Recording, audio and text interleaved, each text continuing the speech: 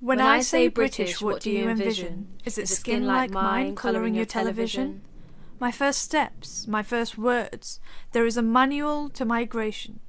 I must cut my mother's language off of my tongue, then dress to expectation. Assimilation, inheritance passed down to me from my mother, which was passed down from hers.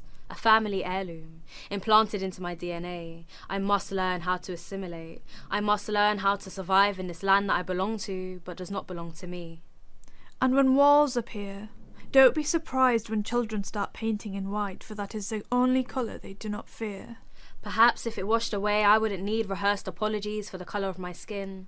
It's easy to forget the culture, the heritage, but every form declares my otherness. Every tick in a box feels like the assisted suicide of my Britishness. I feel British less and less as time goes by.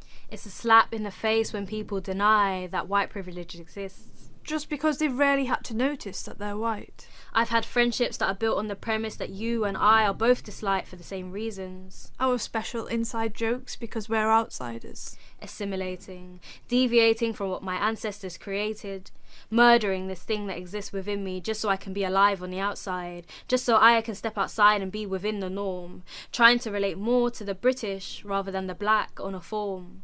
My grandparents were not warned that they wouldn't be accepted here. Or their children, or their children's children, or their children's children's children. This pseudo-tolerance is more than 3 generations deep. This balancing act of culture and assimilation has been performed by many feet. My home is a spoilt thief, keeping the oil and curries, but throwing away the culture that comes with it. Wailing, go back to your own country. But did you listen when our ancestors said the same to you? Or were you too busy making their tea British and taking gold to line your pockets? Go back to your own country, you say. Shall we take our stolen history with us?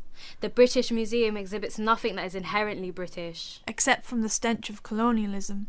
Yet they still divert from the fact that their colonial history ever existed. Voyaged the world, but hates foreigners. They say that we live in a melting pot. But maybe it's a welding rod. Where others just lose themselves and become a part of what already was. Assimilation. Funny how the ones who hate me and I can share the same frustrations, though we're not quite the same, and we're both a bit different to each other, in our own ways. Only difference is your difference is accepted, even though it infringes on my rights, and I'm willing to accept your existence, but you aren't willing to accept mine.